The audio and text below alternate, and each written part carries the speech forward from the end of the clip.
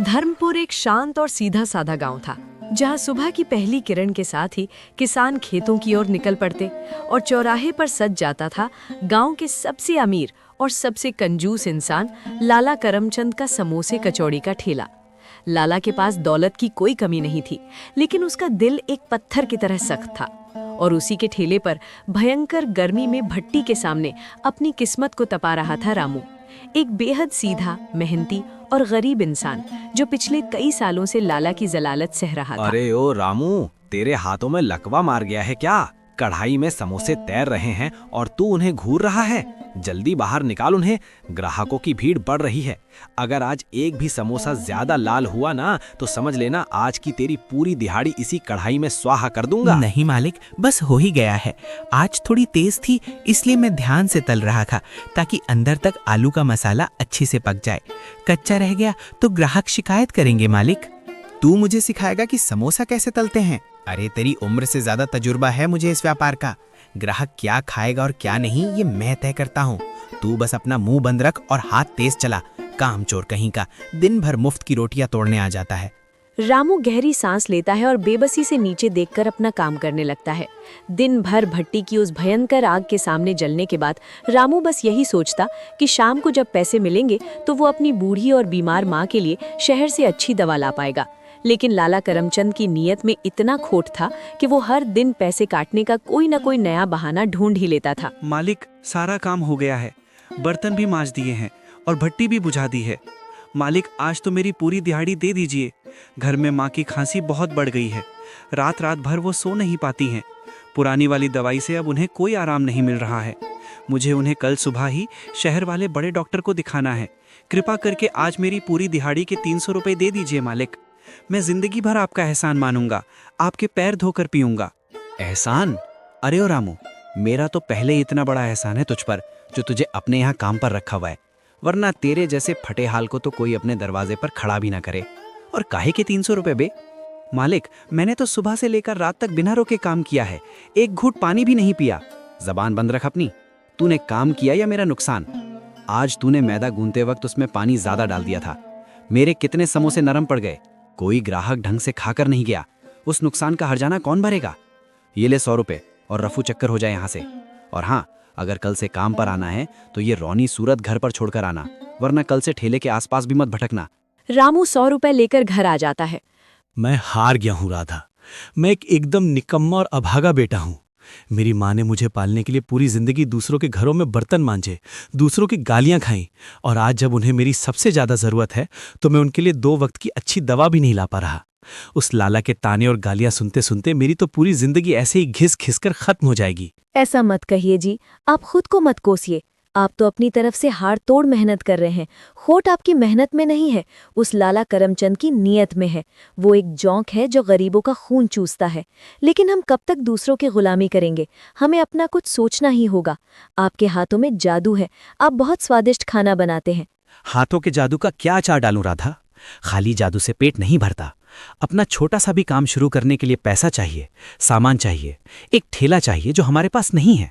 हम गरीब हैं राधा, और हमारी किस्मत में सिर्फ गुलामी ही लिखी है। रामू अंदर से पूरी तरह टूट चुका था, लेकिन कहते हैं ना कि जब इंसान के सारे रास्ते बंद हो जाते हैं तो ऊपर वाला कोई न कोई नई राह जरूर खोल देता है। अगले दिन लाला के ठेले पर कुछ ऐसा हुआ जिसने रामू की बंद सोच के दरवाजे खोल दिए। ठेले पे सरपंच का बेटा रोहित शहर से अपने 3 दोस्तों के साथ आता है। यार रोहित, तूने तो कहा था कि तेरे गांव में कुछ बहुत ही मस्त और स्पाइसी खाने को मिलेगा। यहाँ तो वही पुराने तेल में डूबे हुए आलू के समोसे और कचौड़ियाँ हैं। भाई, मुझसे तो ये सब नहीं खाया जाएगा।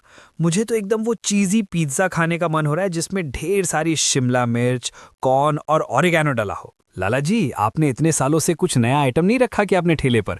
आजकल के हम युवाओं को वो पुराना उबला हुआ आलू और मटर नहीं पसंद आता।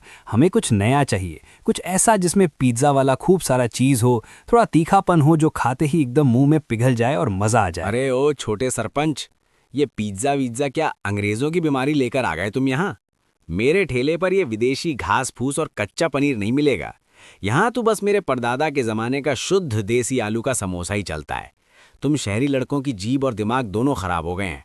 खाना है तो यही समोसा खाओ, वरना अपनी गाड़ी मोड़ो और शहर जाकर अपना वो पिज्जा ही चबा लेना। राहुल और उसके दोस्त मुंह बनाते हुए वहां से चले जाते हैं। रामू पीछे खड़ा भट्टी के पास ये सब बहुत ध्यान से सुन रहा होता है।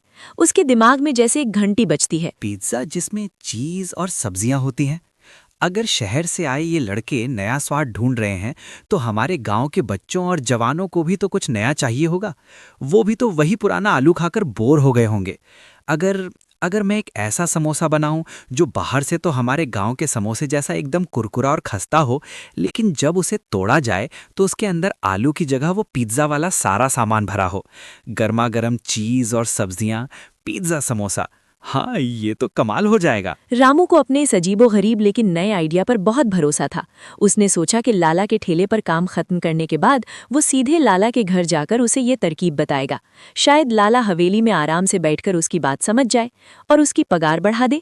मालिक प्रणाम, मुझे माफ़ कीजिएगा कि मैं इतनी रात को आपके घर आ गया, लेकिन आज दोपहर को जब सरपंच का बेटा पिज्ज़ा मांग रहा था ना, तो मेरे दिमाग में एक बहुत ही गजब की तरकीब आई है। अब क्या है बे, दिन भर ठेले पर मेरा खून पीता है, अब घर पर भी चैन से खाना नहीं खाने देगा। जल्दी बक, क्या तरकीब है? मालिक, क्यों ना हम कल से एक नई डिश बनाएं? हम एक गोल पिज्ज़ा का बेस बनाएंगे और उसके ठीक ऊपर बीचों बीच अपना करारा आलू का समोसा रख देंगे और फिर उस समोसे के ऊपर से ढेर सारा पिज्ज़ा वाला चीज़ और मसाले डाल देंगे। जब चीज़ पिघलकर समोसे और पिज्ज़ा से लिपटेगा तो हम उसे कहेंगे द ग्रेट समोसा पिज्ज़ा। मालिक, मैं यकीन दिलाता हूँ, शहर के लड़के क्या, पूरे गांव के लोग हवेली तक दौड़े चले आएंगे। बिक्री चौगुनी हो जाएगी। बस आप मुझे थोड़ा सा एडवांस दे दें ताकि। तेरी अकल में कीड़े पड़ गए क्या रामू? तेरी हिम्मत कैसी हुई मेरे घर के अंदर घुसकर मुझे व्यापार सिखाने की? पिज्जा के ऊपर समोसा? अरे पागल हो गया तू? नहीं मालिक, मेरा वो मतलब बिल्कुल नहीं था। मैं तो बस आपकी भलाई और मुनाफे के लिए कह रहा हूँ। मुनाफा? तू मुझे मुनाफा कमाना सिखाएगा? अरे मेरे बाप दादाओं ने इसी शुद्ध आलू के समोसे को बेच बेच कर ये हवेली खड़ी की है, और तू चाहता है कि मैं अंग्रेज़ों की उस पिज्ज़ा नाम की रोटी पर अपना इज्जतदार समोसा रख कर बेचूं? मेरी पीढ़ियों का नाम मिट्टी में मिलाना चाहता है तू। दफ़ा हो जा मेरी हवेली और मेरी ज़िंदगी से। आज के बाद अपनी ये मनहूस शक्ल मेरे ठेले पर मत दिखाना। तेरी नौकरी आज से खत्म। लाला की हवेली से बेइज्जत होकर लौटने के बाद रामू की हिम्मत टूट चुकी थी। उसे समझ नहीं आ रहा था कि अपना काम शुरू करने के लिए पैसे कहाँ से आएंगे। रामू सर पकड़कर उदास बैठा है। राधा उसके पास बैठी है और अपने पल्लू से एक छोटी सी लाल पोटली निकालकर रामू के हाथ में रख देती है। राधा, ये क्या है? इसमें तो पैसे हैं। तुम्हारे पास ये पैसे कहाँ से आए? ये मेरी वो छोटी छोटी बचत है जी, जो मैं घर के खर्चों में से बचाकर अपने पास छुपा कर रखती थी।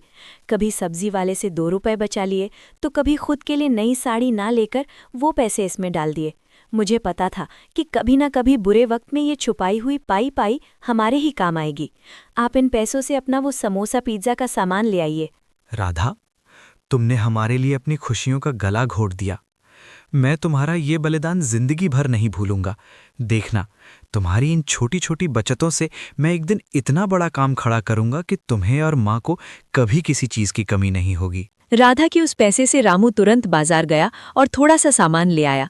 रामू ने एक ताज़ा पिज्ज़ा बेस लिया, उसके ऊपर अपना मशहूर करारा समोसा रखा और फिर ढेर सारा चीज़ और सब्जियां डालकर उसे अच्छे से सेक लिया। जब रामू ने वो डिश अपनी बीमार माँ को चटाई तो माँ के चेहरे की मुस्कान ने बता दिया कि रामू का आइडिया एकदम सुपरहिट था।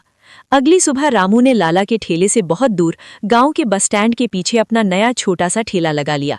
उसे उम्मीद थी कि यहाँ शहर जाने वाले मुसाफिर उसका नया समोसा पिज्ज़ा जरूर चखेंगे। अरे भाई रामू, ये क्या नया तमाशा खोलकर बैठ गया? पिज्जा की रोटी के ऊपर पूरा का पूरा समोसा रखकर बेच रहा है, और ऊपर से ये पीला पीला क्या डाल दिया? देखकर ही अजीब लग रहा है। कौन खाएगा ये अतरंगी घास फूस? भैया जी, कोई भी चीज बाहर से कैसी भी दिखे, असली पहचान तो उसके स्वाद से होती है। आप बस एक बार चख कर देखिए। मैं शर्त लगाता हूँ कि आप शहर का पिज्जा भूल जाएंगे। अगर स्वाद पसंद ना आए तो पैसे मत दीजिएगा। तभी लाला करमचंद वहां से गुजरता है।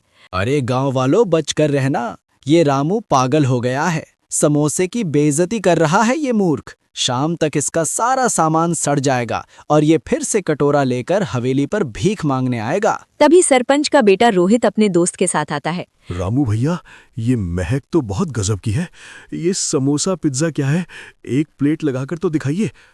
अरे बाप रे बाप, रामू भैया, ये क्या जादू कर दिया तुमने? नीचे से एकदम सॉफ्ट पिज्जा और ऊपर से देसी कुरकुरा समोसा, और ये चीज का स्वाद। यार तुमने तो खाने में क्रांति ला दी। लाओ 3 प्लेट और लगाओ जल्दी से। राहुल की बात सुनकर बस स्टैंड के सारे लोग रामू के ठेले पर टूट पड़े। रामू के हाथों का वो नया जादू लोगों के सिर चढ़कर बोलने लगा और दूर खड़ा घमंडी लाला करमचंद अपना सिर पीटता रह गया। रामू के समोसा पिज्जा का स्वाद ऐसा मशहूर हुआ कि आसपास के शहरों से भी लोग गाड़ियों में बैठकर उसे खाने आने लगे। रामू की कभी न टूटने वाली लगन, राधा के विश्वास और एक नई सोच ने उनकी किस्मत हमेशा के लिए बदल दी। काश मैंने उस रात उस गरीब रामू के उस शानदार आइडिया का घमंड में आकर मजाक न उड़ाया होता। समय बदलता गया, लेकिन मैं अपने झूठे घमंड में ही भूला रहा, और आज मेरी उसी गलती ने मुझे सड़क का भिखारी बना दिया।